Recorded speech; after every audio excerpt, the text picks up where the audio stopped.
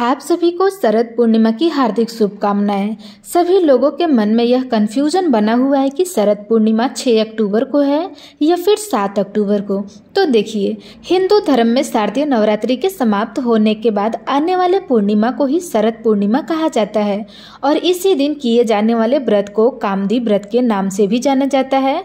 हिंदू पंचांग के अनुसार अश्विनी माह में ही शरद पूर्णिमा की तिथि आती है और इसे राज पूर्णिमा और कोगर पूर्णिमा के नाम से भी जाना जाता है। हिंदू धर्म में मान्यता के अनुसार इस दिन भगवान श्री कृष्ण ने गोपियों संग महारास रचाया था और इसी दिन चंद्रमा की किरणों से अमृत की वर्षा भी होती है। इसलिए आज के दिन का इंतजार ज्योतिषी पंडित, वैज्ञानिक और आयुर्वेदाचार्य भी करते हैं। इस दिन कई जगहों पर खीर बनाकर उसे रात भर चंद्रमा की रोशनी में रखने की परंपरा है। शरद पूर्णिमा के दिन ही चंद्रमा अपनी 16 कलाओं से परिपूर्ण होते हैं और इसी दिन चंद्रमा पूरी तरह से पृथ्वी के नजदीक होते हैं। इसी कारण अन्य दिनों की अपेक्षा इस दिन चंद्रमा का जो आकार है वे ज़्यादा बड़ा लगता है। आयुर्वेद के आचार्य भी इस दिन का इंतजार बड़ी बेसब्री से करते हैं क्योंकि इस दिन सभी जीवनदायिनी जड़ी बूटियों को चंद्रमा की रोशनी में रात भर रखा जाता है और इसी दिन चंद्रमा की किरणों से अमृत की वर्षा होती है और सभी जड़ी बूटियों को अमृत वर्षा में स्नान कराया जाता है, जिसके बाद यह जड़ी बूटी रोगियों पर तुरंत असर करती है। चंद्रमा को वेदों और पुराणों में जल का कारक माना जाता है। वहीं दूसरी ओर चंद्रमा को औषधि या जड़ी बूटी का स्वामी भी कहा जाता है। आज के दिन चंद्रमा की रोशनी में खीर रखकर खाने की परंपरा बहुत समय पहले से चली आ रही है और ऐसी मान्यता है कि इस दिन खीर को चंद्रमा की रोशनी में रखकर उसे खाली पेट खाने से शरीर के सभी रोग दूर हो जाते हैं। और धार्मिक मान्यता के अनुसार शरद पूर्णिमा के दिन ही माता लक्ष्मी जी का जन्म हुआ था और इसी दिन व्रत रखकर जो भी भक्त माता लक्ष्मी की सच्चे मन से श्रद्धा और पूजा करते हैं, उनकी सभी प्रकार की मनोकामनाएं माँ लक्ष्मी तुरंत ही पूर्ण कर देती हैं।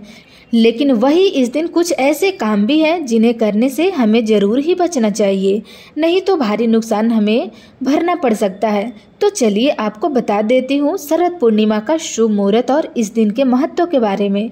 शरद पूर्णिमा के अनुसार शरद पूर्णिमा की रात माँ लक्ष्मी जी अपने हाथों वर और अभय के लिए घूमती हैं और इसी दिन वे अपने जागते हुए भक्तों को धन, सुख, समृद्धि और वैभव का आशीर्वाद देती हैं। इसलिए इस दिन माँ लक्ष्मी जी की सच्चे मन से पूजा करनी चाहिए और शाम के समय चंद्रोदय होने पर सोना, चांदी या फिर मिट्टी का दीपक जरूर ही जलाना चाहिए। इस दिन घी और शक्कर से बनी खीर चंद्रमा की चांदनी में जरूर रखनी चाहिए और जब रात का एक पहर बीत जाए तो यह भोग पहले लक्ष्मी जी को अर्पित करना चाहिए और अगले दिन सुबह ब्रह्म मुहूर्त में उठकर खाली पेट इस खीर का सेवन जरूर करना चाहिए। लेकिन इससे पहले आप सुबह की पूजा अवश्य कर ले।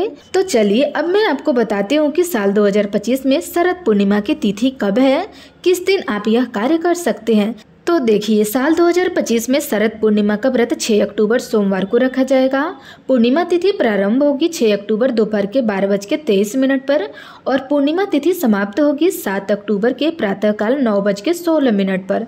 चंद्रोदय का समय रहेगा 6 अक्टूबर शाम के 5:27 पर और स्नान दान का मुहूर्त होगा प्रातःकाल 4:39 से लेकर के प्रातःकाल 5:28 पर।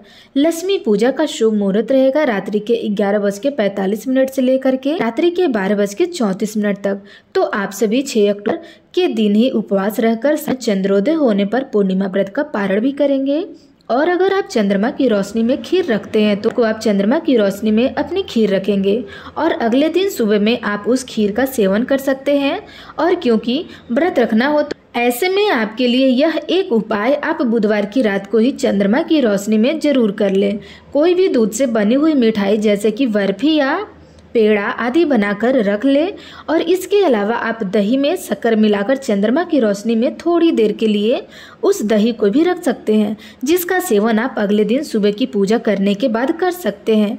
और यदि किसी कारणवश आसमान में बादल आ जाए या चंद्रमा न दिखाई दे तो ऐसे में भगवान शिव के मस्तक पर विराजमान चंद्र देवता की पूजा करके भी आप जो शरद पूर्णिमा का जो व्रत का पारण है वह कर सकते हैं। इसी दिन आपको भूल से भी लहसुन और प्याज का तामसिक चीजों का सेवन नहीं करना चाहिए और यदि हो सके तो सभी भक्तों को श्री सत्यनारायण भगवान की कथा का पाठ भी इसी दिन दोपहर के समय अवश्य करनी चाहिए, क्योंकि ऐसी मान्यता है कि इसी दिन माता लक्ष्मी का जन्म हुआ था।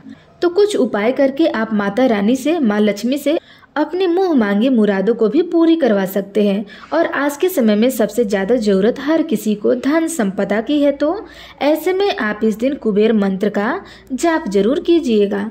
इससे धन में कभी कमी नहीं होगी और अचल संपत्ति में वृद्धि होगी।